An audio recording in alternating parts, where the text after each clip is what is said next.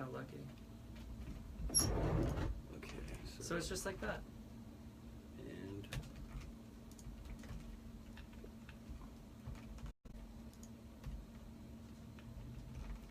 And we are live. Wow. Cool. So that's it. Get a little closer with that. Yeah, sure. Cool. Okay. So we'll start. So this is how you have people who have their whole lives basically televised. All those YouTube personalities or whatever. Yeah, and I think it's pretty good that you can look at yourself. So we'll start. Yeah. Sitting with me today is my good friend and longtime friend, Alex, the Garv. What's up, guys? Today we're going to be going over just kind of the ups and downs of business and how to get started. He is an entrepreneur of Vapor Crane, where they were making juices for e-cigarettes, doing pretty well. Yeah. Basically, I had a very creative friend of mine. His name's Jesse, and we had stopped smoking cigarettes and switched over to these like funky new electronic things like really early, right when they started. And we had to drive like 35 miles to find the only store to go get this stuff. And eventually we were like, oh, I bet we can do this cheaper. So him being the very like gung-ho type, like, hey, I can do this, he just figured out all the details, and I rolled with it. Kind of at the same time, I was running my dad's eye doctor's office, and I was already using QuickBooks and Excel. I was already dealing with all of his credentialing and legal BS to like stay in business and pay taxes. And it's as silly as we went to lunch, and Jesse was like, dude, we should start a business. And at the time I was kind of waiting to hear back from graduate school, and so we were seeing if I could maybe find something to do to fill my time. And it worked perfectly. It ended up filling the time until I went to grad school. I paid off some loans. I bought a shitty beat up truck, and started like investing a little bit. I'm not like balling out or anything. But, yeah. So, and me and Jesse had very different like ideas. He decided to use all the money to dedicate his life to creating stuff, and so he started like designing his own video games. He recorded a whole bunch of music, and it was really neat. I think we worked well together because we were so different, and I think that's really useful. Just having different like elements of a personality work together. Yeah. Like in the sense of like, do you think you're like kind of more management side of things? Absolutely. He's definitely the creative type, right? Cool. Basically, as we were going along and getting into this vape industry, everything that he came up with was like a home run. It was there was a little bit of like jealousy originally, because I'm like, damn, like he's so much better than me at this, right? But over time, after I kind of wised up, I was like, hey, look, I get to share in how good he is at this thing. Mm-hmm. I get to share in the profits of it, and let's help foster his talents as much as I can, right? And I just, pure dumb luck. My parents supported it and lent me $1,000, and they did the same for Jesse.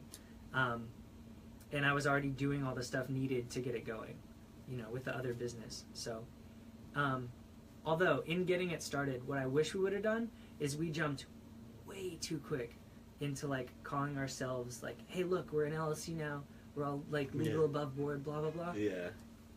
If I had another opportunity to go back, I think I would have waited maybe 8-10 months to actually like call it something official. It would be like after we got our first couple of stores and we needed to be an LLC to protect ourselves, or we just needed a way to make sure it was cheaper on taxes to have a business instead of doing it ourselves.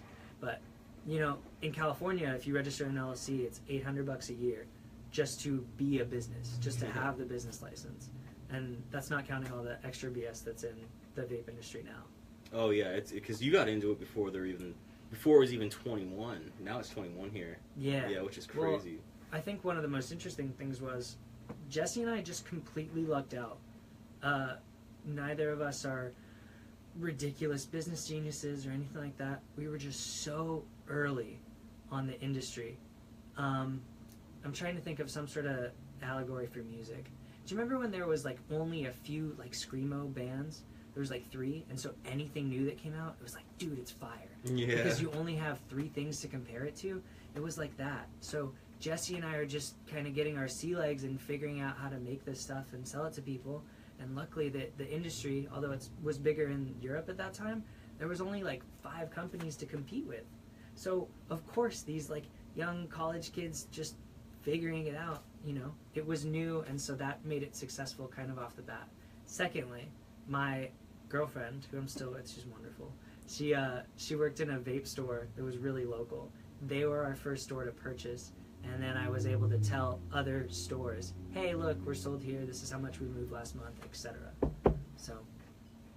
So starting, what do you think is like the biggest motivation for that? Like, so let's say you want to be a business, but you don't really know where to start, and then you just kind of come together. And would you say kind of kicks you in the pants to be like, this is the shit, this is what we need to do? I think you just have to look at like what you're really good at. So for example, I just talked about, I was already doing these things at the other business, and I was doing okay at it. I'm not a genius, but I was like, okay, I can do this. So then when Jesse comes to me with the opportunity, and I'm like, well, I can just copy this over. I already have all this information. So, I don't know, like you, right? So you already knew how to play guitar. You already knew how to record. You were doing it for yourself. You're like, I can just do this professionally. There's no barrier between me doing this for fun and doing it as like a way of like pushing my life forward. Yeah. And golly, when you fall in love with something that you're already good at, it just makes you like way better at it. And then you get rewarded for it, and it's like, holy cow. Yeah, it's really easy to stay motivated when someone's paying you to do something you like, and you get to like kind of show off a little bit, right? Yeah, I agree. So, yeah. Money was always interesting, right? So here's another thing that I would have changed. I would have stayed with like individual clients. Me and Jesse jumped into wholesale immediately. So we went the like sell to a store resells it.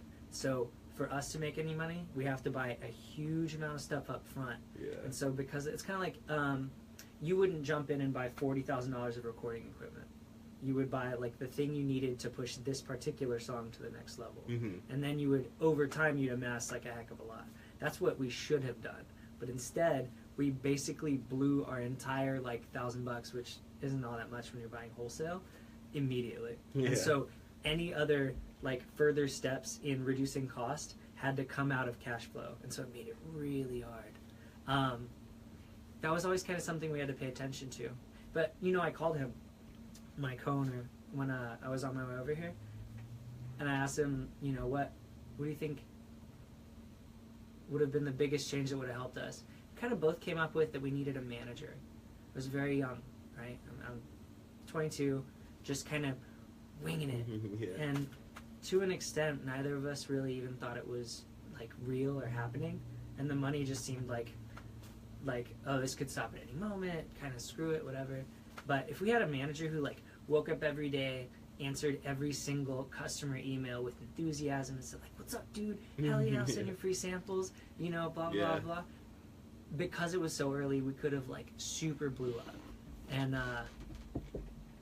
luckily, I mean, we kept it super cheap. We didn't borrow a bunch of money.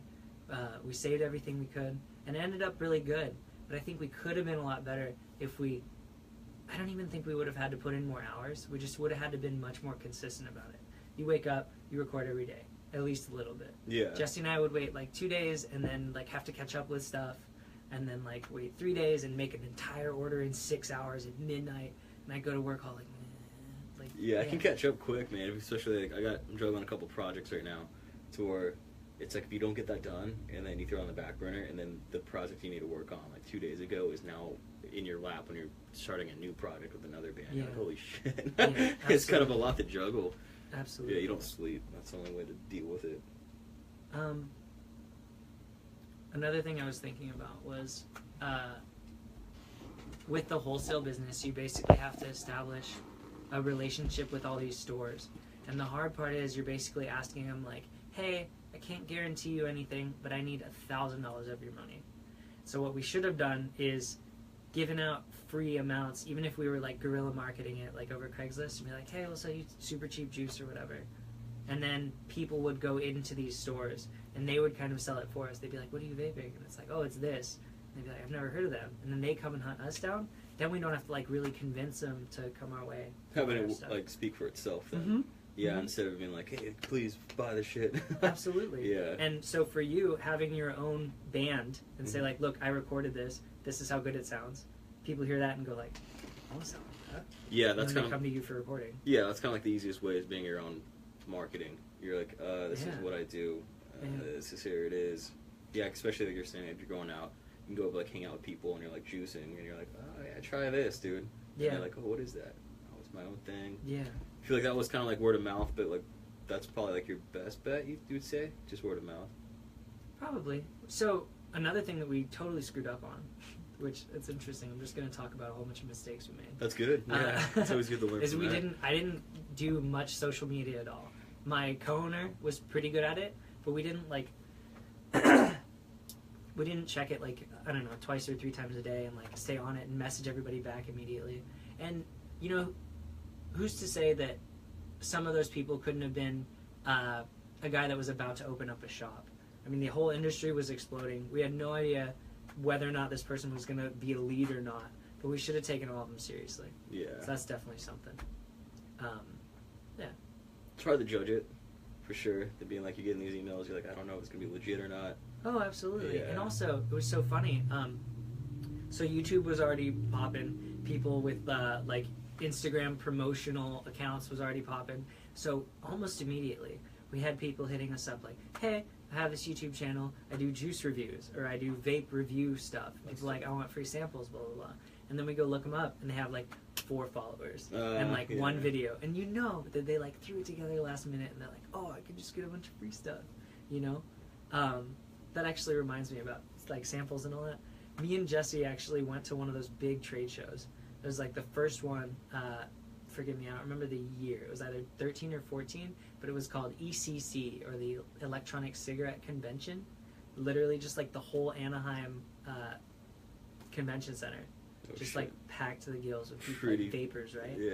And it was crazy. We didn't buy a booth.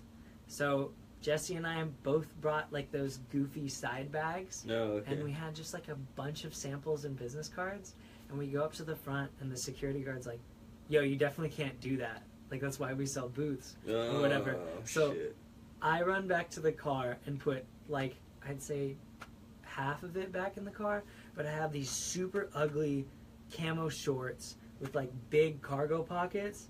And it's the only time in my life I've ever actually used cargo pockets for anything. But so I like stuff like 5 or 6 sets of samples with business cards in my like ugly cargo pockets and like 2 in my belt or whatever with like my goofy shirt. And then I walk back in and kind of like waddle so nothing falls out of my pants. Of course, there's so many people that the security guard doesn't realize. So we had in. I think we got 1 or 2 stores from that. See, that's or smart. We just kind of left it. Kind of. Also, like super rude because like. Yeah, but I like that's that hustle because like I think a lot of people. I mean, dude, it's not cheap buying a fucking booth. Oh god, no! Yeah, I think no they were like way. $1,700. Yeah, see. Which God, we did not have. Absolutely not. Yeah, so no, you played it smart. That's what I would do. I'd be like, I'm not gonna front all this cash and Yeah. maybe get a couple stores. I'm literally gonna gorilla it and go in, be like, this is my stuff. Yeah. Check it out. That's smart. I like that. I think you can't be afraid to do that kind of stuff. I think going back to the social media thing, say I didn't have all these samples and I didn't like sneak everything in. If I had like a Facebook account with 50,000 likes, I'd be like, dude, we only have like 3 stores, but like look at how much people love us. Then that speaks for itself, and you're like, okay, this many people want to hear what these guys have to say at least. And then at that point, I think you have a lot more like clout. I don't know, likes are almost like they're like another currency at this point, right? Yeah, it just adds credibility in a sense. Yeah. Well, like, which is goofy as shit because you're like, it's just numbers. But if Yeah. you're seeing that, like having a big audience, helps. I And mean- having someone kind of be like, it kind of legitimizes everything you're doing Certainly. because more people are like behind it. I think another thing, like, now that I'm saying that, I'm just thinking about, even when my girlfriend and I are watching YouTube and we're trying to learn something, I'll look for the one that has the most views. Even though, like, if it was neck and neck and one guy worked his ass off and the other guy, like, didn't try, once it goes through, like, the threshold, one of them's, like, 5 more than the other one, everyone picks that one and it, like, keeps it going. Yeah. So we have no way of knowing, like, which one's actually of a higher quality. We're just like, well, like, 50 million people watched it. This must be funny. Yeah, it's weird. I do the same thing. I think just psychological. You're like, it's gonna be the better one because it's a higher number. Yeah. So running through like Did you ever bring any other people on, or were you just kept it you two? Because you had a couple, didn't you? We had a couple Steven of people. and all that. We at one point we had one, I guess, employee. He came and helped us out a couple of times, and we hooked him up with free juice. And we had my roommate Tommy, great guy, Oh yeah, Tom.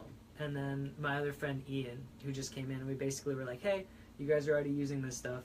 We'll teach you how to make it. It's very easy.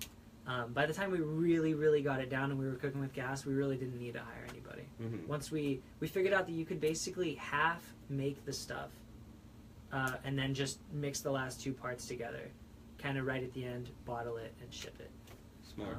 So finding a workflow then. Yeah. It's kind of important. We did have a lot of help. I lucked out and I knew a graphic designer. Mm-hmm. And right at the beginning, he already worked for a really cool company. They worked with Walmart. They did apparel. And we were good friends. Like, we just got along really well. So when I brought it to him, I was like, hey, do you want to draw something? He's like, yeah, sure. Yeah. He got a super sweet deal. I didn't know what I was giving him at the time. But we said, hey, in addition to making our designs, we're going to pay you per capita, like per design you make for us, we'll settle that out right away. So like the label, I think we paid, I don't know, $150. It was cheap for the design. Mm-hmm. And then for each consecutive like different coloring and labeling, we'd pay him another like $100. But where we really got him is I was like, hey, we don't have a salesperson. So I was like, if you want to do sales, not only will I give you like 10% of the first order, but as long as they keep reordering, I'll keep giving you 10%. And there's a mistake there. Yeah. And here's where it is. What it should have been is a really high number to get the client signed, and then it drops for the second and third one. And what that would do is incentivize him to continue hustling for new accounts. Okay. But if he sits back, he ended up being really good at outside sales, which is hilarious because he is a very sociable guy, but like if you go into graphic design, you're an artist, you don't think of someone as a natural salesman. He was really good at it. That's good. He ended up like there was one time we sponsored him to like take a road trip. He was already going to go up to where his family lived in Boise, and I was like, hey, how about we pay for your gas and I'll make you a whole bunch of samples and you can just drop them off at stores. And he's like, okay. He ended up getting like 8 or 9 of them in our best store to date, which is in Boise, Idaho. Yeah. It's called Vapor Tech, and they're our favorite. There's this girl, Tawny, and she's wonderful. She's been super understanding anytime we screw up because it's just like me and Jesse trying to figure it out. So kind of scrambling she's been the best the entire time. But so he ends up being this really good natural salesman. He gets like 10 stores or whatever, and I mean we didn't make an incredible amount of money, but sometimes I was writing him checks for like $500 or $600. Yeah. And he didn't. After he signed the accounts, like he didn't have to go back and follow up or anything like that. Yeah, he was just in and out. Yeah. Like what a sweet deal. That's a good deal. Can you imagine if when you sold cars, you got paid every time they paid their car note, and you got, I don't know, even if it was like 2% on a $100,000 car. I mean, that's a lot of money, Yeah, right? yeah. And then you're just for chilling. Like Yeah, you so get he- to go out and work, and then Mhm. now you're just chilling. Mhm. Yeah. So yeah, that's what I would have done again, and I don't know. It's all been so cool, man. It was interesting. So I mean, this whole experience. Now that we're getting towards kind of getting out of it, I had a recent telephone interview, and the main thing that we talked about was at the bottom of my resume it says like entrepreneur experience, Oh, and that yeah. was the main thing she wanted to ask me about. And for whatever reason, it ended up working. It was good enough experience that she like sent me on to the next steps, and I took all these aptitude tests and stuff. But I don't know. I think it's valued a lot higher now than ever, and it might be because of Shark Tank and all that. I think, well, it shows initiative and drive. I would say, like, if I was going to hire someone, you definitely want to see someone that's, like, busting their ass trying to make it themselves so they can be on your team, Yeah. opposed to someone just being like, I just need a job. Yeah. Yeah, I'd like to see someone giving a shit enough to try to do their own thing and make their own money. Because that's going to be, in the long run, a better bet for you. Yeah. Because you have someone else working as hard or as passionate. You know what's interesting though? The way I always think about it when I go back is I never would have come up with it on my own. Really? I think creative types, which is what my co-owner was, and I guess he still is, but I think you need a creative type to inspire I guess I'd call myself like an operations type. Like I like the like making the daily like day-to-day activities like more efficient and better and saving more money, and I like that kind of like slow plotting progress thing. And creative types like big swings and wild ideas and Yeah. stuff. But if he hadn't come to me and be like, dude, no, like we could actually do this, there's no way that I would have been like, yep, I'm gonna spend 4 years doing that thing. No way. Yeah, you don't no way. think? I would have just been like, oh, hey, look, it's way cheaper to make it yourself, and it just would have stopped there. And so, you know, it's interesting when you think about like making music or whatever, and I mean, you're designing something that generally is meant to inspire people or relieve them or whatever, and there's no reason that that couldn't be a catalyst to a whole bunch of cool stuff all over the world. Yeah, I think it's one of those things, like you're saying, being a creative type. It's kind of hard thinking you're valuable when you're doing those kind of things that you love, and that's always been a Yeah. hard thing for me, figuring out like pricing or because it's like, well, I just like doing this shit. Yeah, So, you're like, I'm like, what do I do? I don't want Yeah. to charge you. I just have rent. Yeah, exactly. Yeah, so like one of those things with like doing a business in a creative market, I feel like a lot of people undervalue it, which is bad in a whole, because then it makes everyone drop their prices to be competitive with you because Yeah. you're just cool with doing it. I think that's kind of a knock. Mm. So that's kind of the thing. So like, did you kind of run into that at all doing like Vapor Crane? Like, because Yeah. there's a market, like there's like a map, and you're like, okay, I need to hit within these numbers. Yeah. Most of the time, you have to kind of become friends with someone if you're going to start selling to them. Mm-hmm. And so in doing that, I think you tend, if you're doing it right, you're acting like your true self, right? Mm-hmm. So when I open that up right away, I'm probably not going to be super careful about like how I talk about our process or how expensive everything is. And like one time we went and we tried to sell to a chain of stores. This is, I don't know, probably a year and a half after we did it. And our sales rep at the time ended up letting it slip to not only the owner, but all of his customers what like our wholesale price was. And for whatever reason, I don't think they knew, right? Yeah. They don't knew how much it costed us to make the whole thing. But that like made everybody get weird, and it made the store owner be like, oh, "You guys gotta go." Like, Really? well, because now all of a sudden, all of his customers know how big his margin is. Yeah. And of it's course, like it's huge, right? Yeah. Just like with you, you're trading time directly, right? Your margin is infinite or whatever because all your equipment's already paid off. Yeah. You're just trading time, and that's a good business to be in. With us, though, I mean, it was still pretty good, and it was getting better over time because we were buying larger and larger quantities. So doing like bulk, like you're saying, like when you're starting out though, it's kind of fucking scary. You can't. I mean, Yeah. we ended up continuing to search more and more for cheaper packaging. And as I'm saying this, I'm realizing how boring all of this is. No, I think it's cool like, hearing the process. That goes with anything now. Yeah. T-shirts. You're making fucking Oh, T-shirts. yeah. You need to be like, well, I gotta find a better deal if I want to do more, but the quality has to be super good still. Yeah, You can't cheap out in certain areas. absolutely. So we're trying to do it a bigger run, and you're like, well, these T-shirts are $5, but something about the same as $3.88 a shirt. Yeah. I'm gonna go with the $3.88. It's interesting. Now that I'm thinking about it, we had a big decision at one point to try and look like a really high-end like luxury-ish brand by switching to glass bottles instead of plastic. I like that. I We didn't think about later regretted our decision because we didn't put together until we had spent like maybe $1,500 on bottles, which is a lot because we had no money. At that point, we didn't realize that most of shipping was done by weight, right? So we didn't think about if you have to send 1,000 small 15 milliliter glass bottles out, it ends up being like almost 3 times the shipping price, and then you have to worry about like, oh no, I have to package it a certain way so they don't break. But plastic ones, we could have just thrown them in with some of those little airbags, and they would have been just fine. Yeah, I Just didn't think fine. of that. It's Or kinda send them in the cool, little though. flat rate envelopes, which are like half the price. That would have changed the whole game. But once you're in glass bottles and you start sending out people like, wow, this looks really good. You're like, yeah, I know. Yeah. And they're like, all right, I want like 500 bottles. We're like, shit, that's like $120 and shipping. Damn it. Like, Yeah. Also, of course, they're more expensive and stuff. So I don't know. What would you like? So let's dive into a little marketing side of that then, because you decided to go with like a fancier glass bottle opposed to just doing the plastic thing that probably stand out from the crowd. It did at the time. Yeah, I think so. After a while, everyone kind of, I think, settled down. I'll stay on this topic, but I do want to talk about how like the industry shifted while we were in the middle of it. I think it was a good idea at the time. We didn't have the industry so young. You have to do kind of anything to get yourself out there, right? To be like, oh shit, this is like one of the only 3 companies trying to do glass bottles. So I definitely think it made people, at least when we sent samples to people, I think it made them actually try it. Instead of just being like, oh, goes in the another tester bucket. Yeah, another plastic Yeah. thing with the little whatever label. Mhm. Yeah, because I think it's important looking like having some sort of prestigious feel. Yeah. Because then you're like, oh shit, these guys are actually really trying. Is there a It's way different. to do that from the recording industry? Like when you start sending out samples, like say you ever wanted to work for Rise as a producer. I don't think so in the sense of it's more so your talent. Yeah. It's how you make your gear work.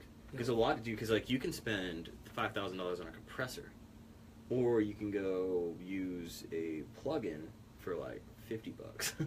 So it doesn't really matter, I guess, so much in that sense. I mean, it's cooler having nicer gear, but as digital age comes, it kind of consolidates everything into just in the box. So you can get killer mixes just from your computer, opposed to having all this outboard, even though outboard is pretty nice. So if you have the skills, it Mhm. shows off more if you're doing it like on like a toaster.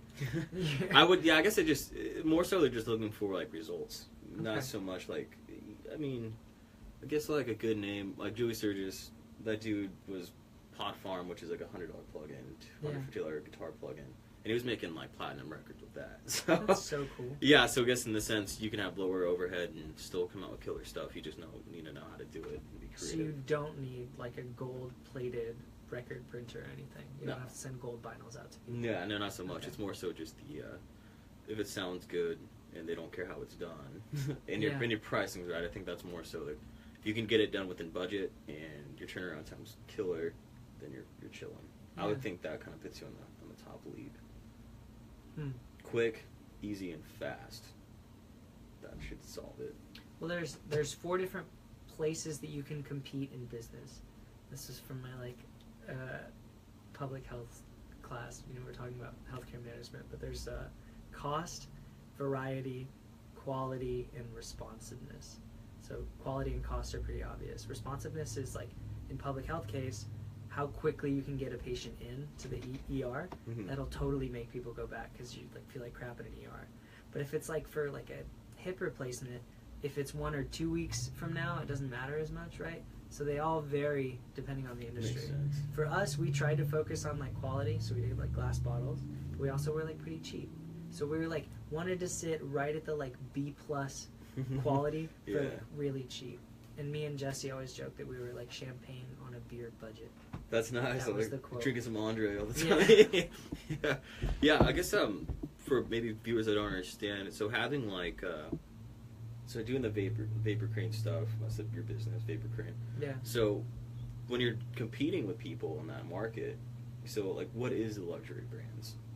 Like what would set them apart from someone like maybe plastic bottles? Yeah. Because do you look at, is it more like lucrative having those nicer things and you're like, I'm going to spend the money on that opposed to just plastic little whatever? You know what it ended up being? And this is so funny how this leads back into what I was saying, but it ended up being like who had turned themselves into like more of like a lifestyle brand where like it said something about you, Okay. Yeah. you know? And what's interesting is it kind of parallels like the actual cigarette industry, right? Since it's a vice, since it's something that you do kind of all the time, Mm-hmm. you know, I don't want to hearken it to cigarettes because they're way less dangerous, but so you have the Marlboro Man and what does he represent, etc. I'm sure that some of these bigger vape companies were like, hey, like how can we recreate that? So kind of in the middle of when we were doing it, we started to see a lot more people who were like into tattoos and into motorcycles and stuff. They started to also pick up vaping, and then you started seeing a vape magazine and it always had some really busty tattooed girl on the front. Yeah. And then that became like kind of the face of the industry.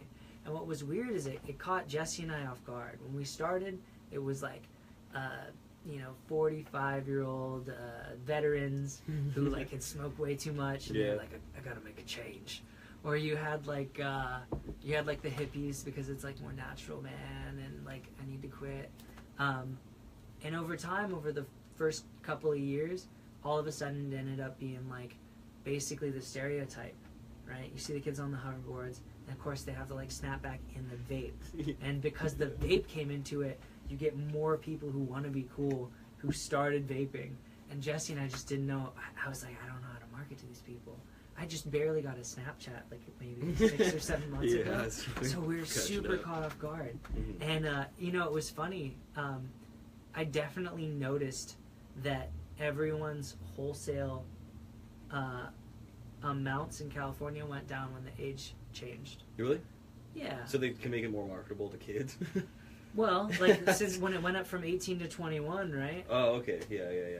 I don't feel like very many kids are picking up cigarette smoking.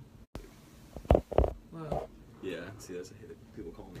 When people call you, does it kick you out? No, we're good. Okay.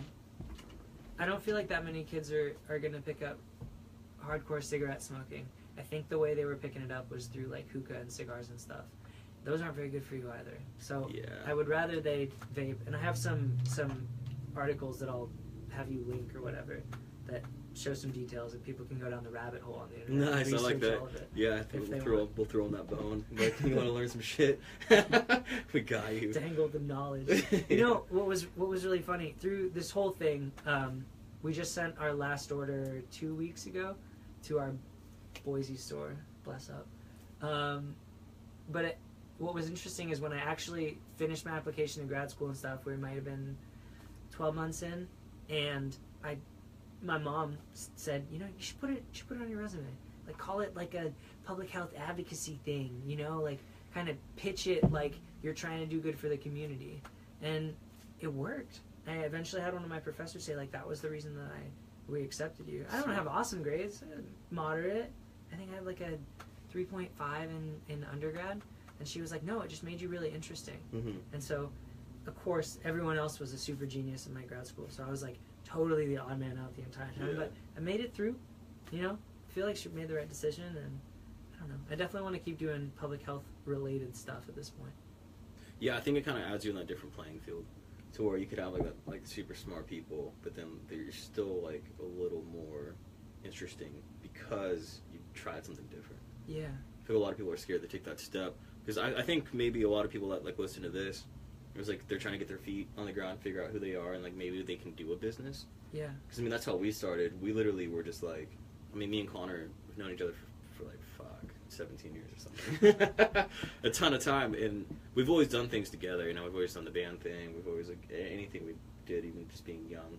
Yeah. And this kind of turned out to be like one of the better things we've done, just because you can throw all your focus into something. And maybe a lot of people are scared to take that step because it's a big step. You're like, okay, well, this is gonna, like you're saying, it's going to eat up like 4 years. It's going to eat up a lot of time and a lot of startup money, I guess. But what else are you going to spend that startup money on? You're going to play video games? You're going to go like eat out all the time? Or like are you going to go maybe tighten your belt and be like, okay, well, here's my paycheck. I'm going to throw this back into myself and try to make it with me, opposed to like maybe going out to that fancy restaurant with your girlfriend or something. Yeah. It's just kind of budgeting. I think a lot of people don't see that, because like what you're saying, like you had that budget, and dude, $1,000 goes quick. Absolutely. Yeah, it's not a lot in the scheme of doing anything like wholesale or like buying gear or anything like that, just so you can get your foot in the door to do something. Yeah. You know, there's not, now that we're kind of talking about it, there's not really that much downside, because like you end up, and I doubt it, but say this ends up getting boring or whatever, and you end up being way better at just the music production, this isn't ever gonna harm you. Yeah, no It's way. only gonna be an additional cool thing to say, like, I've done this, I had a podcast or whatever. Yeah. Or if you like tried apparel and then change your mind later, you'd be like, no, I've done apparel. It's like another cool thing you've done. Yeah, it kind of adds to your resume of life. Yeah. Or you've been like, no, I've tried it, or you always learn too, working with multiple different people, having like, dude, even just doing the podcast, having so many different like faces in on this. Yeah. Hearing a different life story and a different path every time, you're like, dude, that's eye-opening to me. Like, I get to hear some stuff that I didn't even think about. Like, that's cool. I think also in a time where it's so difficult to get some sort of work experience and get your foot in the door somewhere, just doing it yourself, like, I don't know, that would definitely stick out to me. I'd be like, oh, you know, this person wants to be a CNA or something, or they want to be a medical assistant. And so one candidate volunteered, and the other one worked at Subway, which that was my first job. It was awesome. But I'm going to pick the one who's trying to get closer, you know? Or what if they started an advocacy business, you know? Exactly. And it's in healthcare. They're trying to move in that direction. Taking it upon yourself. It's Yeah. just making sure, like, you're doing your goals, no one else is helping you. Yeah. Because that's going to stand out way more. Because I think in the scheme of life and things in general, no one wants, like, there's people that are helpful and they want to help, but I think most people want to see other people do well before they give out that hand too. Maybe that's a little loose. Yeah. But I would say, like, if anyone, like a job, they're not going to look at someone with nothing, no drive, and they need all these handouts. They're going to look at the dude, like you're saying, interning, or maybe doing something a little more close to what they're trying to get. Also, like on your resume, you don't have to say if you were a particularly successful entrepreneur. Mm-hmm. Just the fact that you tried it, it goes on the resume all the same. Yeah, exactly. You know what I mean? Especially if you're at that like entry level spot, you're like, look, I'm trying out here. You know? It's hard. I need a job, but I try to make it myself. Yeah. Speaking of trying, I was gonna go through like the basics of what we used. I didn't know how to like sign up for anything or like become a business, and like I legit heard on a podcast and was like, oh, LegalZoom. So like I actually typed it in and it worked. It was like $300. It took a while, but like we figured it out. And then we ended up using QuickBooks Online for all the accounting stuff. And once you get it all set up, it kind of just does its own thing. As long as you make sure to do all of your, when you pay someone or something, you do it out of the same account, and you go in and log what that was right away. Mm-hmm. At the end of the year, when you go to your, and we just hired an accountant, of course, because I'm not a genius, but we go and hire an accountant. At the end of the year, I can show her, like, this is what we spent money on. Mm-hmm. And there was, like, never any question, because I would just be on it about, like, where did what money go and when. Yeah, exactly. And Yeah. then you get some of that back. Yeah. It feels good. You're like, okay, Yeah. nice. Well, I paid for this. Now I get to see. Now I get to see where it went, and then now I get to see it come back. This is a funny thing. It's probably the only accounting joke that you can ever make. But me and Jesse went to Chipotle like 4 or 5 times a week because he was just stuck on Carnitas burritos. Yeah, I remember that. And oh my god, I found out after a year of going that food and entertainment as like a little category is only half deductible. Oh, So like we actually ended up like we thought we were gonna get way more back than we did. And I was like, why the fuck did that happen? And my accountant's like, you guys spent like $4,000 going to Chipotle. I was like, oh, all right, Yeah. well, I mean, I definitely ate all those burritos, so like I did probably deserve that. That's super funny. Wouldn't think Yeah. about it like that. It worked really well though. Overall, I think probably the biggest thing that carried us was one ultra creative type going super deep into trying to make the best thing ever. You know, when anytime people creative types get obsessed with something, it ends up being pretty good because they work their ass off to make it awesome. Just get stuck. And then me just trying to corral the business and buy just enough of something. You know, I'm very cheap by nature, so I think that helped. And I would call the packaging manufacturer and be like, hey, like, can we work out some sort of deal? Or like, oh, here's one thing we started doing. We used to buy it from like Baltimore, and they would ship bottles over here, and so it was like almost 40% of the cost was shipping. So we eventually found an importer who, if we drove to their business office, they would just hand it to us physically. Nice. And so we'd pay the same quantity as if we bought, 10,000, but we had to pick it up in person. The only problem was it was like 4 hours away in the middle of nowhere. So me and Jesse would just be like, all right, man, guess we better like watch an entire documentary series or whatever. Yeah. So we just like sit in the car and like go save a couple $100. We did the math and we ended up getting paid like $40 an hour to drive out to the middle of friggin' nowhere to go pick up bottles, but It saves you money. yeah. It's one of those, you gotta risk it for the biscuit sometimes. I don't know. It's probably kind of like what touring is.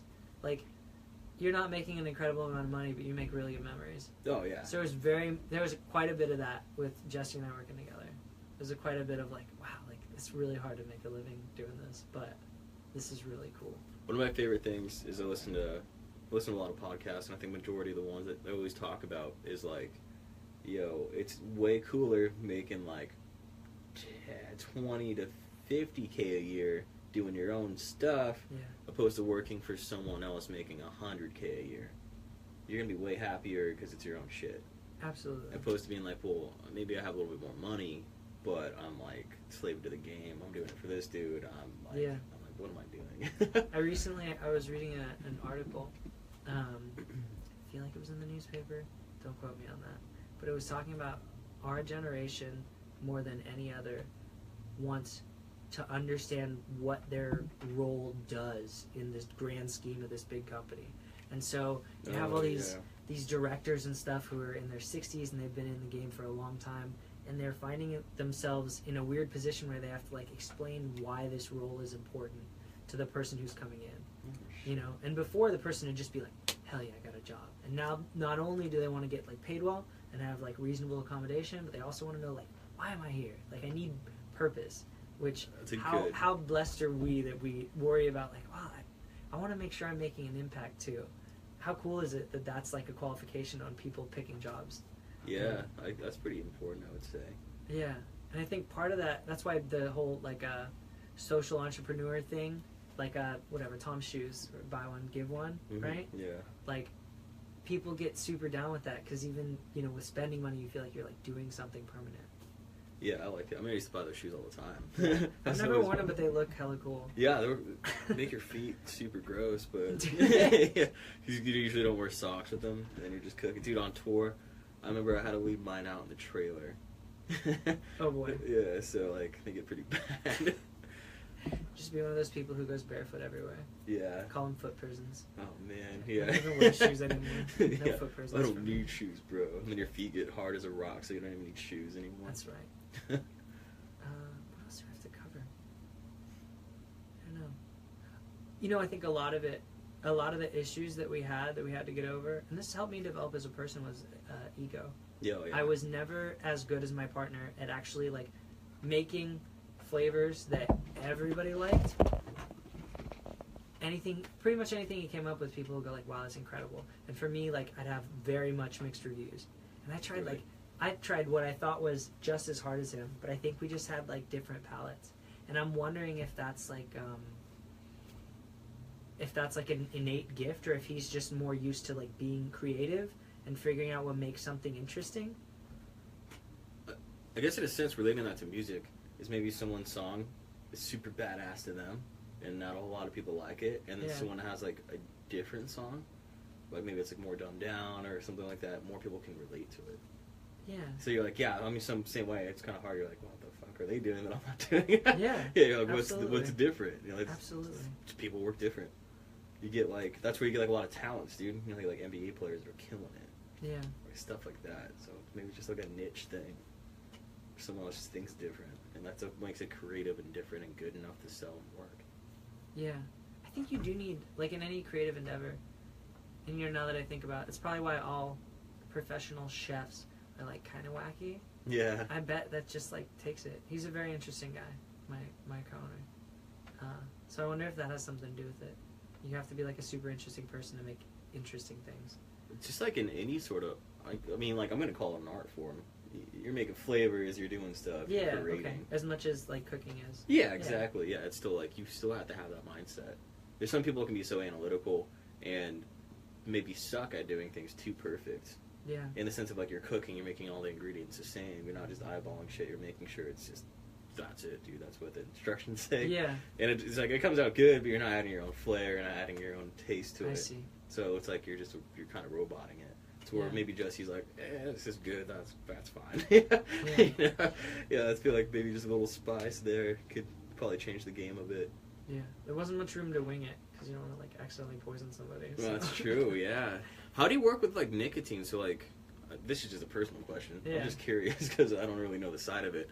Because there's different levels to the juicing. So when you add it, zeros to what? I swear to you, by the time we got to it, there was an online calculator that would help you figure it out. And until later, we didn't fully understand how it worked. We just like followed the steps, and we were like ultra ridiculously careful, like the damn like hairnet and super goggles. We had like the nitrile non-latex blue gloves, and then over it one of those big PVC chem gloves. When we handled nicotine, you buy it in like this really strong quantity, and then you dilute it. Okay. Over time, it was really cool watching us get more efficient. I'll try and keep this short because it's only interesting to me.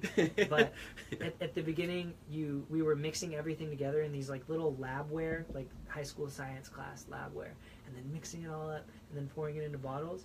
Eventually, what we did was we took the main ingredients and made nicotine and the base part, which is vegetable glycerin, and then separately we would have the whole flavor concentrate for us, which had a couple of different ingredients. We'd have that pre-made. So then at the end, you only have two things to mix.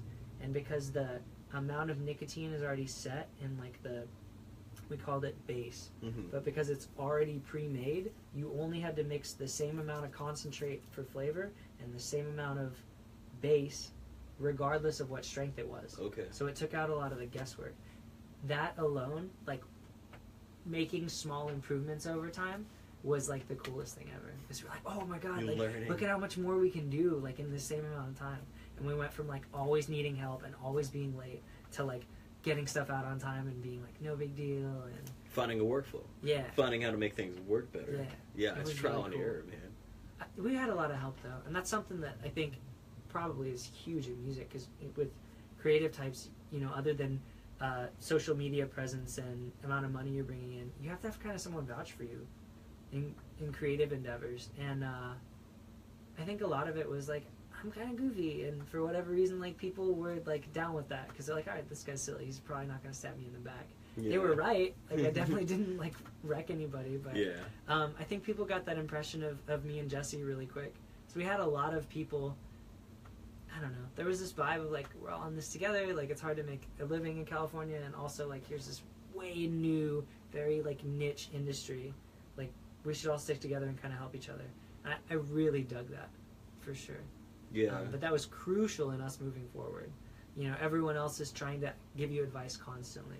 And most of it we took, and most of it was really helpful. That's good. Yeah, I think a lot of it, like you're saying, leave ego at the door. It's like, if you're fighting them off all the time, you start losing, I would say, any sort of backing pretty quick. You're like, hey, no, dude, we're doing it our way. And that's what I was just talking about with ego. You know, I had to let Jesse be better than me at that, and I could just triple down on what I'm super good at. Exactly. And let him do the same. Yeah, have their strengths show. Yeah. Dude, it's kind of hard. I mean, doing this Blackgate thing, we got 3 people in total. It's me, Casey, and Connor. And it's like we all shine in different areas. And I know for me, I get frustrated at some points where I'm like, how come like this isn't working? But then I realize, oh, that's maybe more so my area. And I'm just going to leave it to like me, and then I'm going to leave these other things to them, to where I don't get overwhelmed. Yeah. How clearly do you have the responsibilities defined?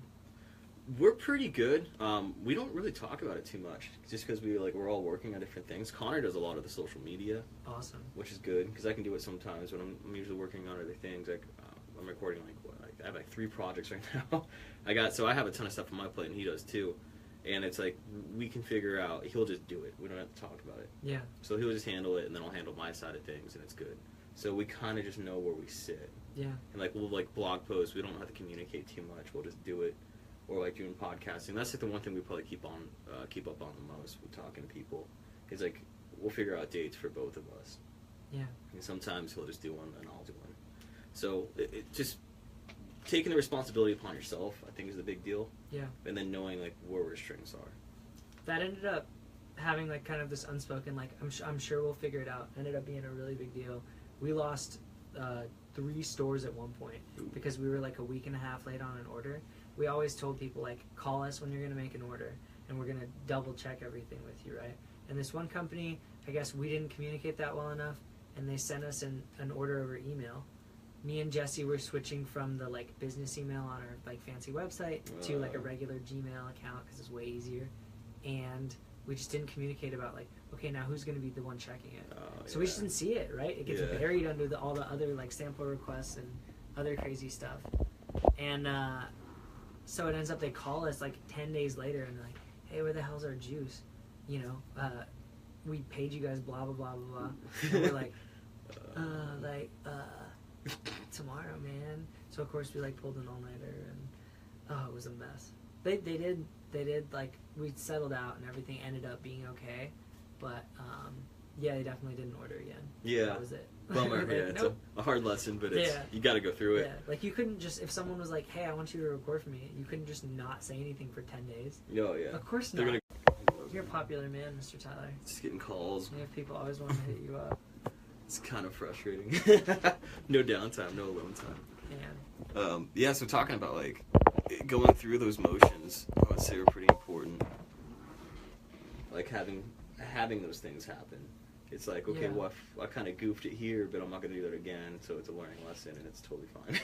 Yeah, and what a good sandbox to do it in with, my best friend, and we're always being silly. And I don't know, have you and Connor made any mistakes where you're like, wow, like this is the right environment for us to make these little, like, I don't know, screw ups? Not yet. I think because we're so new. I mean, we've only been doing this for like a month and a half, I think. Yeah. What, July? Yeah, like a month. You've already had really cool people on 2 here. months. Like, Yeah. Just like all like just our friends, which is great. Well, you just have very interesting friends. Maybe that's the Thank main thing. Yeah. I don't mean to rub your feet too much. Yeah. No, like before I came over here, I listened to like 4 of the episodes to like understand what I was getting myself Oh, into. cool. So. Yeah, we haven't had that yet. I'm sure it's gonna happen.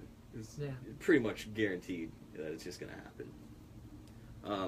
Yeah, I don't know. We haven't done. We do have a big project coming up next month. Can't really talk about it yet. Hype. Yeah, hype. It's hype. real. Yeah, it's coming up next month, and that's going to be a pretty big learning curve to see like how we take it, because it's our first whole collective deal. We actually just announced a band that today. I don't know. This is probably going to come out Monday. Yeah. Which is what today's the 8th, 9th. Yeah, 8th. So today's the 8th. We've been working with the band for a while. Casey recorded and produced them. I'm doing the management side for them, and then Connor's doing social media help, and then we're going to continue this path. So that's a good learning experience in itself. So far, so good. Song's doing good. That's right. Yeah.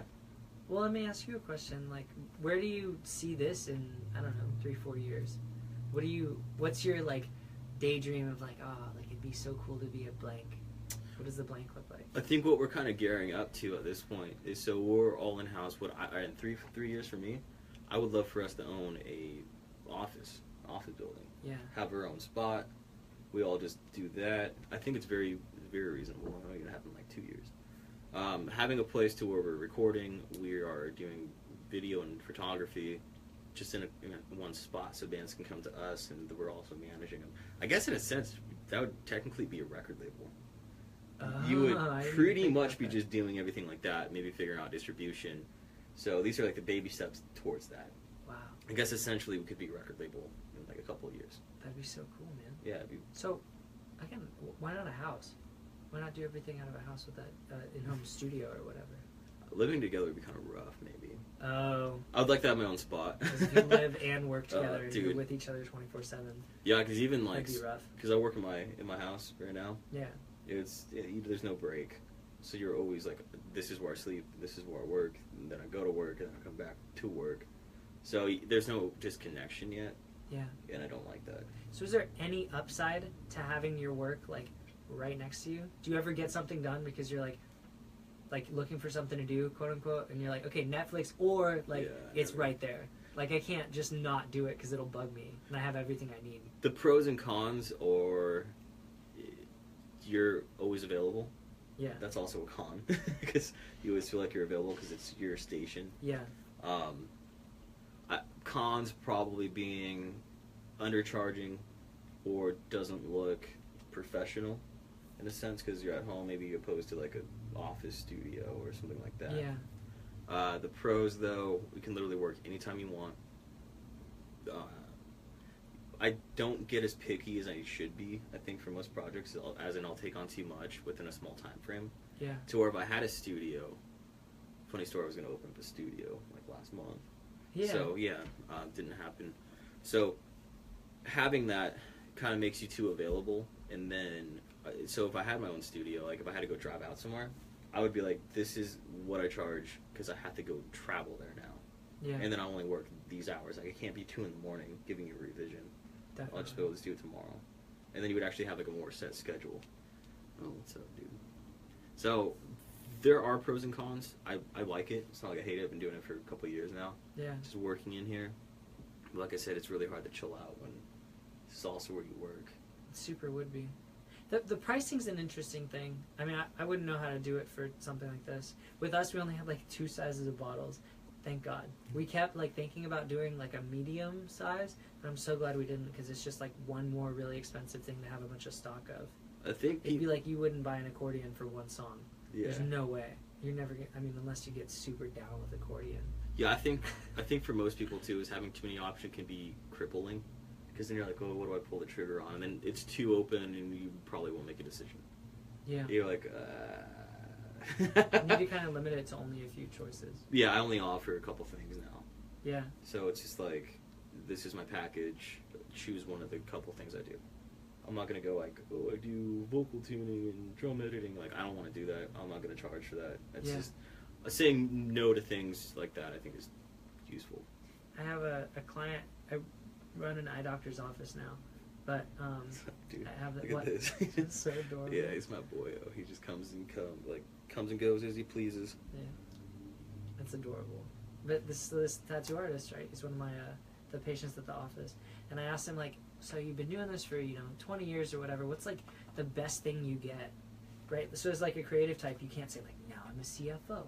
You can't say like, oh, I'm executive vice president now. Look at how my career's gained. You could say like social media followers, or like, look at, this is the most famous person I've tattooed.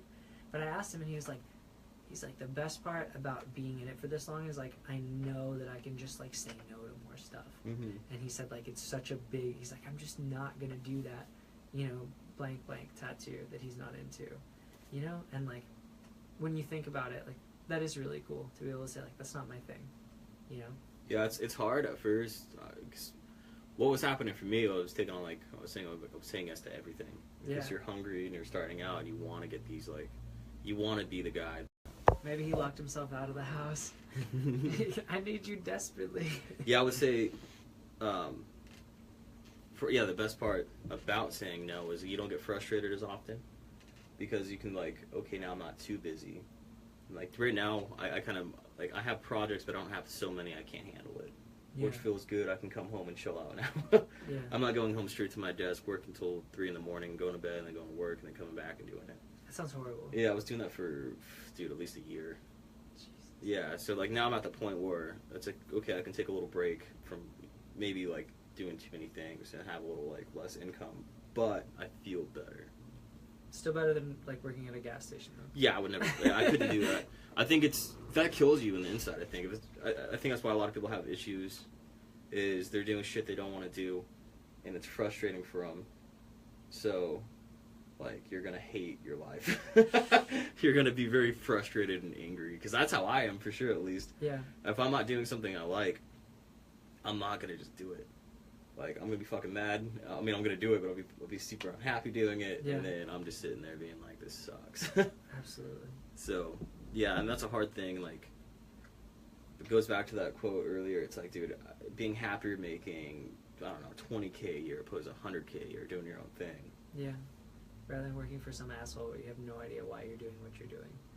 That's something that I get scared of in like the corporate world or whatever.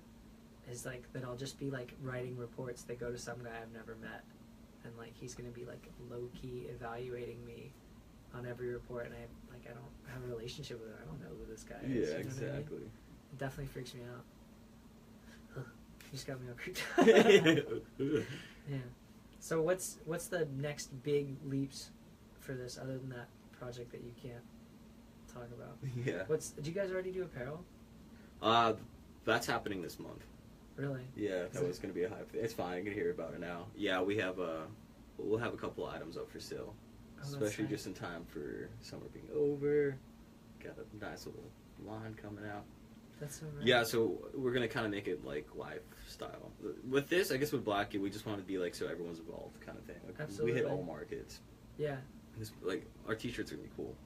Spy t-shirt. It's cool, looks good.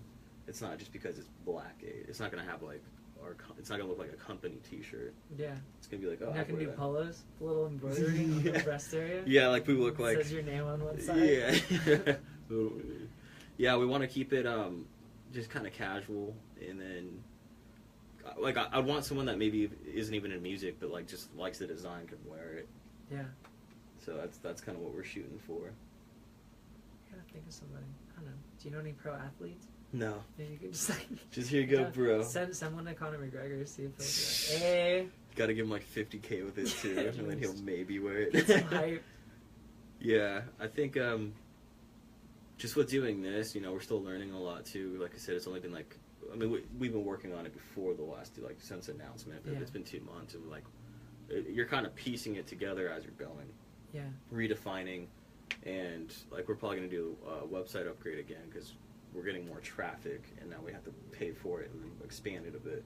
which is nice. This is kind of like what I was talking about at the beginning of this conversation, where I said like you want to wait kind of as long as possible before you like try and explode on the scene and like announce your presence. Like you guys you're out there, but you're not like paying a gajillion dollars to like bust it out on Facebook or whatever, and like you guys aren't jumping the gun on anything. You were already pretty damn good at something before you said like, this is my company, this is the logo, like we're gonna, you know, stick our flag in the dirt here. Yeah. Do you know what I mean? Yeah.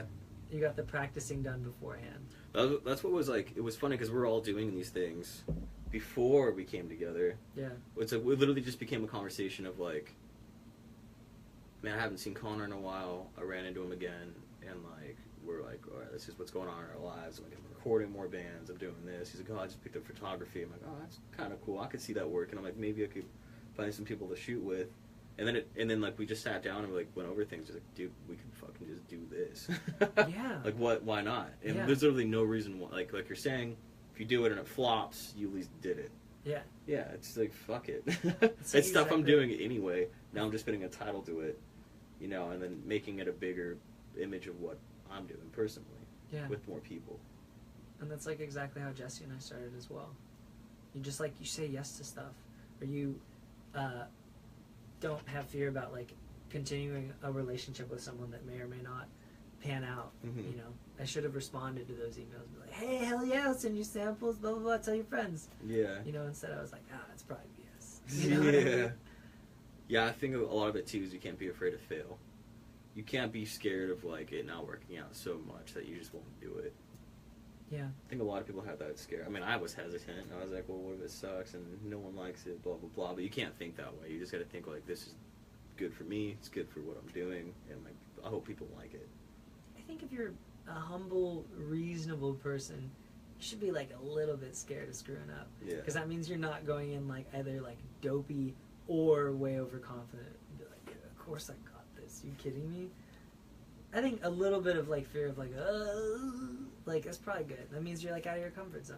Yeah, that's true. I could see that. Or, yeah, be like, okay, maybe I can bring myself back down a little bit. Yeah. I think a lot of things too, it's like if people want to do something just to make money, it's not going to work either. I don't think you're going to Vapor Crane and just be like, I'm going to be a millionaire. It's because you geez, like never. doing it, yeah. Never. I felt like every time we would like actually ship out an order, we would be like pleasantly surprised when they paid. Yeah. Speaking of which, actually, I was talking with Jesse earlier, and I was talking about like big events that made a huge difference. We had this chain of stores in Texas, and we sent one order to them, and it was the biggest we'd ever done. I think it was like $9,000 or $10,000, right? Which is huge when you got to think it's just me and him individually filling these little bottles about this big, little drop run, like it was unbelievable amount of work. And they paid us, and it was like this. I think we danced around. Oh, Like, it feels awesome. Yeah, you like it was landed incredible. a deal. Yeah. Yeah. It was the Kanye graduation album, as I think we were listening to at the Yeah. time. But we ended up getting a reorder from them, like I think 2 months later, and like radio silence. We were so concerned about being late on their order that we started making all their juice before they paid. Terrible idea. Yeah, nope. The two Yeah. bosses who owned like it was like 13 stores. It's a lot, right? The people had like a huge falling out. They both stopped buying anything because now they're paying instead of to expand their businesses. Now they're fighting each other in court. I remember it was something like that. I don't remember all the details, and I'm not about to air all their dirty laundry. But I remember it was some big infighting where like they weren't going to be buying anything for a while. So here Jesse and I are holding on to like an unholy amount of juice, which is of no value to us until we sell it. Yeah. And we're just like, okay, now we have a shit ton of inventory. And so then we just started like asking people if they wanted to buy overstock and stuff like that. And it was a huge mess. Yeah, and then you It was kind a of feel huge whack. mess. Yeah, I learned that. I learned a hard lesson like that. Deposits.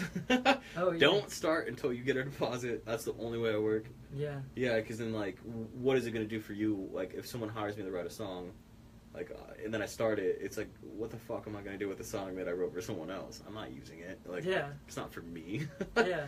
Yeah, so that's, like, the biggest thing is just having someone give you a deposit, and then you can start on it, and they finish when you finish. Like, Yeah. you finish, and they're like, all right, pay me, and I'll send it.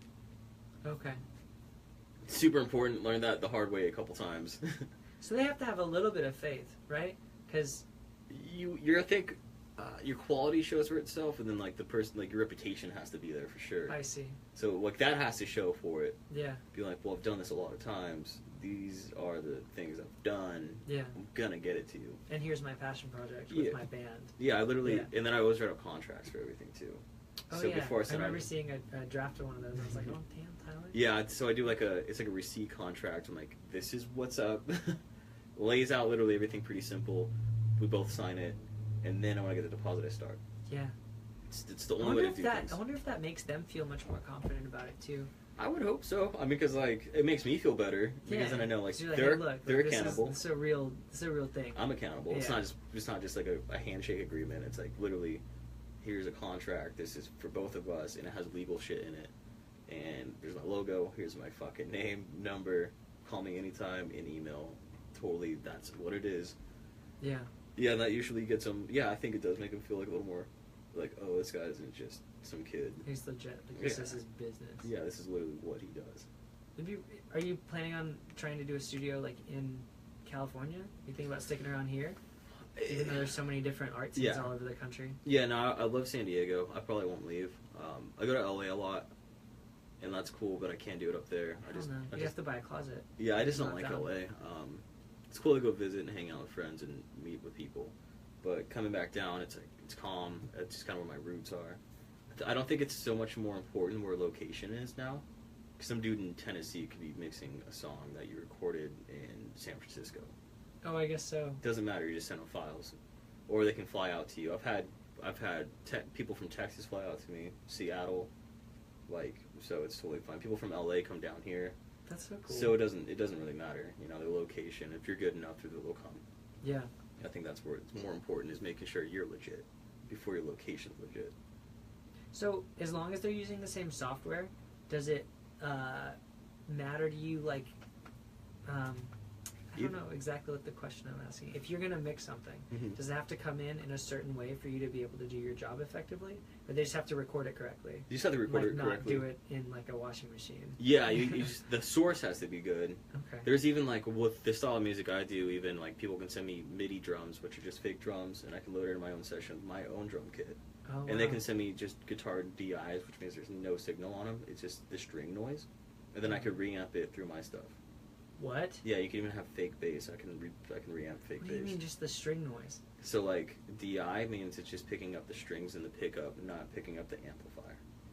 Oh, whoa. Yeah, so it just picks if you plug it in, I go into that, and then I go into my interface. And then so it's like as if you were playing it right now, Mhm. and you can have it. That's so I can have my own tones, and that kind of makes it my own personal product.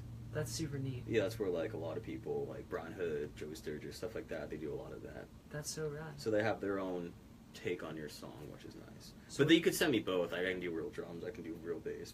Yeah. But I almost prefer having my own choices. So would you say it's getting easier to make good music or harder because the competition is more fierce? I think it's easier in the sense that it's more accessible to record yourself. But at the same time, if you suck and you're putting out a ton of music that sucks, it's gonna dilute the good shit. Yeah. So we're if someone's first take of metal is some dude on SoundCloud putting out shitty songs, you're probably gonna be like, well, metal might suck, and then you listen to a couple other ones and they're pretty bad too. It's gonna make you lose faith pretty quick. Yeah. But in the same return, it's easier, like I said, because you can record yourself and then you can have someone else help you write it. Like what I do, I literally just write songs for bands and artists. That's my big thing. The Seattle guy just flew out, just a vocalist. He needed a band, so we sat down. He spent 4 or 5 days with me. We wrote a song together, and now he's off in Seattle doing vocals. Yeah. So that can make it easier if you go to a producer or someone like that can help you write. One thing I wanted to ask you, now that you're talking about it, is how do you translate what someone's asking for based on because basically it's just words, right? Mhm. Do they usually use other bands to describe what it's going to sound like? Definitely. They use, I always like to have someone send me 3 influence of what they want to sound like Yeah. and songs they like. And then from there I take my own judgment of seeing what fits them better. Interesting. Yeah, so you can come with me with a couple bands, and I could listen to one and be like, I think this song's a better fit. Let's try to get something kind of close. So I just kind of narrowed it down. That's really cool. Well, taking influence from other parts, and then also have my own spin on it, so Yeah. it doesn't sound generic or weird. Do you feel like there's a thing, now that you're like getting really damn good at this, do you feel like there's a thing that you can do better than like many other people that you listen to, and you're like, dude, like this is gonna be my like little low-key signature? I think, well, because I've been doing this for a while, which was funny, we were talking about earlier, where you just do something and then you turn it into a business. Yeah. I was writing for bands when I was in bands. Yeah. And then I was like, okay, well, we're getting, like, their songs are good. So I would say my song structuring is pretty good, and then I have my own little lead style. I have, like, my own kind of writing style. So it kind of has, like, it fills that gap of, like, maybe where someone else can't do it. Yeah. It's like having, like, I don't know, if you're painting a picture, you're going to know who's doing what. I see. Because, like, art's so subjective. Yeah. Someone, like, if I like it and someone fucking hates it, it's totally cool for them to hate it. Like, Yeah. you just don't like it. It's totally fine. Like, if there's songs I listen to from bands, I'm like, that song's fucking awesome. I can show my friend and be like, that song sucks. It's subjective. Does that not hurt your feelings at all, or You can't do let you it. just get over it after a while? Because it certainly took me a while, and like people would like be like, that's disgusting. I had this one flavor, I loved it so much. I was trying to make like a biscotti, like the little coffee cookie things. Mhm. I thought it was spot on. Everybody else, including my girlfriend, would not let me use it in the room Oh, because yeah. they said it just smelled like cardboard, which I definitely didn't taste a cardboard vibe. But like, that's not a particularly awesome smell. So Yeah. my girlfriend's like, "This is banned from our house." I'm like, "Oh, Damn, and you really liked it? Yeah, I did. Yeah, yeah. I did. But that's fair. You have to find that line of like, okay, Yeah. maybe they're right. Yeah, Yeah, it can, like, it's hurting your ego, but like at the same thing, you gotta check your ego at the door, and it's work. yeah, And so if it's like, if you're creating for people or and stuff, you gotta kind of have that reality check. Because like at the same time, if I had that mentality and I'm fucking banging pots and pans together, and I'm thinking like, and screaming in my fucking room, be like, that's the shit, dude. It's A so- lot of people probably so won't raw, like it. bro. A lot of people probably wouldn't dig it, but yeah. So you kind of have to have at least some sort of middle ground. Yeah. So what's your biggest challenge right now? Time. Yeah? Dude, I'm running out of time all the time. Maybe you should hire some people. Or have an assistant. I want an intern, but I don't know how legit it would be to have an intern with doing all this stuff. Like, I need to find someone. If Well, someone's listening and they want to just like learn some shit, come on in. I'll show you I what's was up. about to suggest that you Yeah. should like hype an intern or whatever. Yeah, if you want to like hit me up, I Yeah. can show you some stuff. What would you have them do? I guess the biggest thing is maybe setting up sessions or maybe helping me plan shit better. Yeah. Pretty bad at planning because then I'll take on too much. Dude, like right now, I'm trying to figure out how I'm going to Las Vegas, and then I have a meetup in LA, and then I have at least 2 bands coming in next week. I don't know, like, what am I doing? How are you gonna get to? Oh, I don't know. You're gonna wing it. Yeah, I'm literally just kind of Oh, sitting there damn. thinking, I'm like, well, what do I do? So having a time management like should be on myself, but dude, like I don't know what to do, and then I have a job, Yeah. and I'm trying to go to school, and I do all this shit. What if you had like some sort of like me and Jesse used a Google Calendar or whatever that was shared among everybody? Mhm. So why not just set stuff on there? That's what I do already. Yeah? Yeah. Or So I could check it and still see where I'm at, but I only get a couple free days. I get like half a day off a week for my own self. yeah, Like maybe. That's if I want to take it.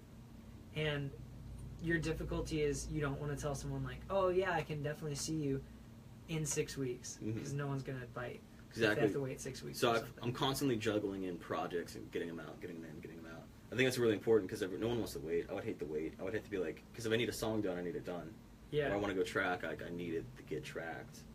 So it's important for someone to come in and be available. Yeah, so I need to figure out time management a little better. Yeah. It's frustrating because I like saying yes to things. But I was saying earlier, now I'm saying a little bit. I'm still booked up as shit, but I'm still saying no to things more often now. Yeah. That's Stretch out a that's the little bit. hardest thing.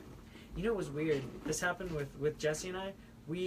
While we were figuring out how to get quicker at the process and get stuff shipped out quicker, it had this weird effect of like actually making us slightly more in demand because we'd be out of stock constantly. Yeah. And there's this store in Boise that I love.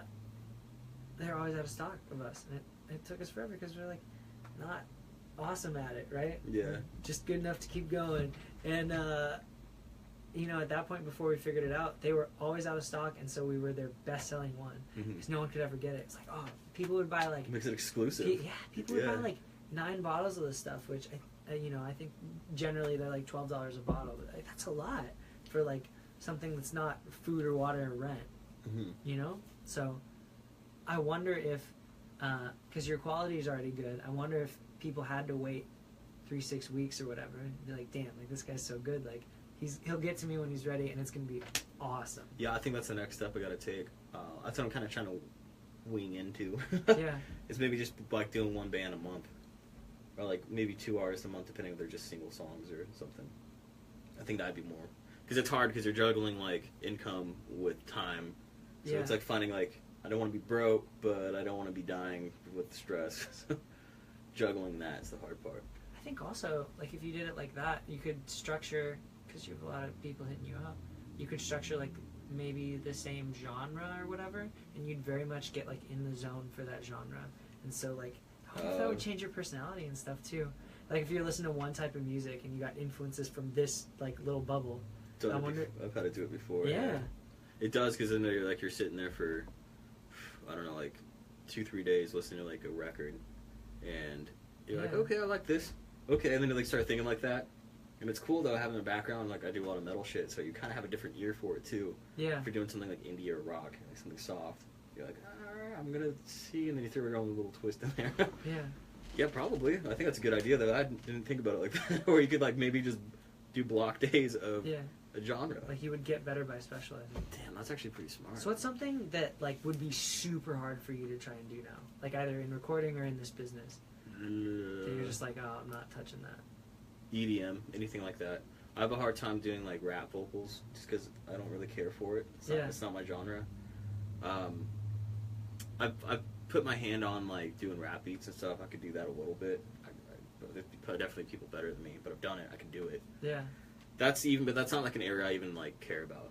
I don't even really want to go down that road. I've had rappers hit me up and I just had to turn them down. I'm just like, dude, I'm not into that. Like, yeah, it's not even. It'd be like someone who does interested. watercolors getting into photography. Yeah. They'd be like, they can probably do okay. Could probably do it, but I don't care enough about it to make it the best it could be. Yeah. You're better off going to someone that's passionate about it. Definitely. Yeah, I think that's pretty much it. I mean, I could do just about anything else. That's something I think I realized as the industry changed and it was these younger and younger kids or whatever. Jesse moved, and I'm so glad he did. He had an awesome opportunity to move in with some friends in Boise, and I wanted to finish up grad school and figure out other stuff.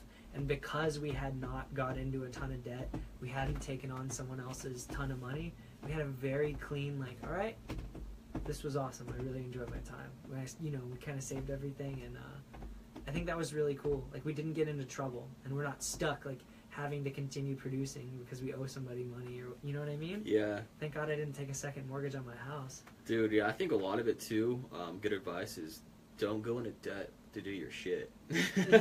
Or at least don't go into a lot. Yeah. Manageable debt. There's good debt and bad debt. Yeah. Good debt, maybe buying a piece of gear that's $500 that might make you $1,000 or $1,200 within a couple months. Yeah. Don't go ahead and spend $10,000 on a setup and then maybe make $6,000 for the year. Yeah. There's a lot of people doing that. Because otherwise it's just a really expensive hobby. Yeah, because like just how even I started was, fuck. I bought a $30 interface and I sucked at recording. Like, yeah. No one's good when you start. Yeah. And I just made that work until now I have my gear and I'm pretty happy with it. Yeah. But you want to figure it out on a $30 interface. Yeah, you need to. Because it's not going to pull any punches for you. Yeah. It's like golfers, like, don't buy the $50,000 golf club right away. They use, like, the Goodwill one. So, of course, they're terrible. And then as they upgrade, they get more specialized. Yeah, and then you can find out what you like and don't like. And instead of, like, you learn faster. Because what if you buy $10,000 worth of shit and you figure out, oh, man, I don't really like these monitors. Yeah, or like, oh, I'm really terrible at this. Yeah, or like, this wasn't exactly what I wanted. So you can learn and then figure out what you want and then buy it after that. Yeah. I think that's way more important. So yeah, don't go into debt trying to start off doing something. Not. Yeah, def not. At least like within a reasonable amount. $1,000, that's pretty chill. That's reasonable. You can probably recoup that. Yeah. But if you're doing like 5, 10, you don't even know what you're doing, probably not the smartest idea. Definitely way too hard to kind of get that back fast, especially if you're starting out. Let's see. I think, man, we're Yeah, man, we are right on the time. Is there anything you want to finish out with? I guess to recap, don't go into debt. Don't be afraid to say yes. Stay on top of your shit. Even if you don't put an unbelievable amount of hours in, spread it out so you're not going through tons of work and then no work and then tons of work. You know, stay on it. Social media is very important. Defer to experts. I meant to cover that, but I didn't. Briefly, I didn't try and become an accountant and a juice maker and an operations dude. Mm-hmm. Like, accounting is so hard and there's no way I was going to learn it, so I just hired one. You know? If you got sued, you wouldn't try and keep your business going and become a lawyer all of a sudden. It's a good point. You would hire a lawyer. So defer to expertise would be another big thing. I think that's pretty much it, man. I think that's a really good point, because that's how I feel with me doing things. Is like, I'm trying to do those things, juggle all that shit. I should probably just start, maybe. Well, but also you're finding out what you're the best at. And once you figure that out, then you can triple down and have that be like your thing. And I'm positive you guys are going to continue expanding. It's not going to be 3 people forever. Yeah, no way. It might be 50. Yeah. You guys are a full-on label with a skyscraper. Maybe. Yeah, then it's going to be 10,000. Yeah. And that's only Gucci suits from now on. Only Gucci suits. Yeah. Yeah. Any word of advice I would even offer is just stay passionate, read up on what you like. I think one of the biggest things that helped me was getting into podcast reading books. People fucking hate on that all the time when I tell them that's what I do. But dude, there's nothing better sitting down, zoning out, and picking up a book on a topic you want to learn. I literally just like business books. Yeah. We're all getting blown up. Oh, I know, me too. Yeah. Picking up business books, like, man, look at all these, like investing guides, stuff like that. Finding niches that you're good at, like I was talking about earlier, where I dove in and did all these things, and then now I'm starting to see what I don't want to do. Yeah. By doing, like, dude, I was doing live sound. I was doing, like, man, just mixing and just recording. I don't fucking like that. I don't like just recording. I like being hands-on. I like being a part of the deal, and then live sound isn't my shit, so I'm not going to do that. Yeah. So being able to say no. A mediocre product. Yeah, and then just working your ass off, man. If you want it, you have to make it happen. No one's going to do it for you. Yeah. No one owes you shit. You got to go out and grab it and take it if you want it. Damn, I'm feeling a little motivated. Yeah. On the book thing, you said people give you shit for it, but I think it's honestly like people either assume you're being inauthentic, but you're not, because I'm watching you like read and stack up these books or whatever, and also people are like a little bit jealous because that like they're not pushing that hard, they're not learning that much new stuff, so they get kind of like I don't know. People don't want to be pressured into doing what they don't want to do. So if someone wants to go and piss off and watch a bunch of Netflix, they don't want to feel like that tiny bit of guilt, like, am I pushing as hard as this guy? Yeah. Even though they're probably not. Right? People don't want to be confronted with that a little bit. Yeah, I and definitely you're agree. trying desperately to motivate people. Yeah. You know what I mean? And you just want them to get on the bandwagon. Fucking podcasting. Yeah. And, you know, maybe they need a little bit of a kick in the butt and be like, yeah, I read and I'm learning shit. Yeah, I think a lot of it too. I mean, that's really, I like how you rephrase that for me. That sounds awesome. Yeah. Yeah, because, dude, there's someone out there working fucking harder than me almost every day. You don't want to be second, dude. Yeah. You don't want to have, like, there's always going to be that competition, but if you don't let up on that, you have to go get it, and if you don't, someone else will. That's fucking scary. You know what gets me hyped up? Anytime I'm, like, either really tired or, like, I know I have to do something I don't want to do.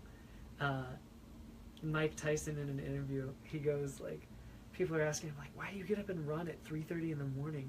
And he goes, like, I know my opponent is sleeping, and so I'm running and training extra, and I know he's sleeping, and that gives me a mental edge. Damn, that's and fucking it's hard, solid. right? Yeah. It's so, like, oh, damn. Like, that gets me hyped. And that's when I do, like now, like, my little side hustle is, like, I drive for Uber. And so, like, late at night, I, like, I can go to bed early, or I can make some extra, like, pocket money and invest it. Like, I'll just do that. And enough of those add up to a ton of money. Yeah. You know? Learning about investing is very important, too. I would say not enough people have savings accounts, but don't do it through your bank necessarily. If you want to get into it, I just like Acorns. That shit's Oh, it's so cool. so fucking nice. Yeah. Yeah, I throw $5 at it a week. I don't even think about it. Yeah. I'm like, okay, I have money there. That's totally cool. Yeah. And then Robinhood's awesome if you want to buy stocks and learn about stocks. I think it's... Is that the one where you can do like paper trades where you don't actually spend money? No. Or That's Robinhood's the... Robinhood's actual stocks. It's all stocks. You just wow. buy stocks. I'll show you after this That'd be podcast. tight. Yeah, it's I think if you're gonna do business or any sort of like, I guess, industry like this, you're going to have to save, or you're fucked. Yeah. So find a way where it's easy to save for you. The reason why I like Acorns, it's like literally $5 a week minimum that I don't even think about. It pulls out of my account instantly. Yeah. So like, I don't think about it. There's just money there. Better having that than nothing at all. And Absolutely. Or throwing it in your... I used to throw it in my bank account, and then if my account would get too low, it would pull out, and then it would take a fee for pulling out of my Yeah. savings. It's also a little too easy to get. You need it to be a little bit of a pain in the ass. Or you're just not even thinking... Yeah, because it takes 5 days to get it. Yeah. So It you're like, makes how you- bad do I need it? Yeah, it makes you admit defeat. Mm-hmm. And you like, yeah, if you're a tough MFer, you don't go like, okay, fine. You very much like, oh, that's not happening. Yeah. Yeah. Yeah, because like if you're broke as fuck, you're like, well, I'll get paid in 2 days. And you're like, well, Yeah. this is going to pull out in 3 to 5. I'm not going to take it. Yeah. I have a Vanguard account, and it's very similar. Once it's in there, like, I've never touched it. Yeah. So get into savings, read up on investing. Just take up anyone listening to this, business minded or not, go out and buy a book on just money. Yeah. Like the economics book's great. Rich Dad Poor Dad, buy that shit and read it. You're definitely gonna see It's world in a different light. It's a classic. I think one thing we dropped the ball on is we stopped teaching home ec in high school. Yeah, for sure. I didn't know how credit cards worked. I have plenty of my friends who still don't know how credit cards work. No one does. No one teaches you, and that's why they can. Part of the that's why game. they can bone you and be like, "Oh, it's only 21% interest, bro." You're like, that seems It's pretty nothing. chill. Yeah, right. I got 3 months to pay that off. You're like, oh, I didn't make it. And you're like, oh, okay, but it's chill, like 20%. Yeah, don't worry about I'm it, like, man. Fuck, that It's thing just just a became... lot. That's Yeah. all. Jeez, yeah. So pick up a book or Google some shit on finance. That's gonna save your ass. Go deep. It's not even, man. It's you could read that book in a day, and you'll see everything different. Absolutely. Well, it was a pleasure having you on, sir. I don't even want to cut it, but an hour and a half. We're My probably gonna phone's keep dying. talking anyway. Yeah, well, we're- I keep seeing it say like storage almost full. My phone's like dying and going off. It's like, Yeah. no, this has been great. Anyone, you can reach out to Garvin. I mean, he ran Vapor Crane for a long while. I mean, your successes were great with it. I remember seeing you Thanks, from man. the start with it. Going into stores, that's a big deal. Just having someone buy your shit in a different state's crazy. So, and your packaging, you're doing all the grunt work. Did you ran a successful startup business? Yeah. And that's just the start. Yeah. There's no way why you wouldn't be able to do that tenfold in 5 to 6 years. Yeah. So, stay on your Really cool. grind. Stay tuned. We'll figure it out. Yeah. 5 years down the Maybe road, something super podcast is still dope. hot, and you're like, I'm gonna come back on. Yeah, You're all, we come back your on. Gucci suit. Yeah, episode 1400. And I'm like, hey, I'm what's back. up, guys? Yeah, so Pretty dope. yeah, check them out, man. And yeah, this has been great. Everyone listening, stay on your grind. You could fucking do it. It's not very hard. You just gotta be motivated. And like you're saying, Mike Tyson's story is crazy, dude. When they're sleeping, go fucking get it. Yeah. All right, That's until right. next time, we'll see you soon.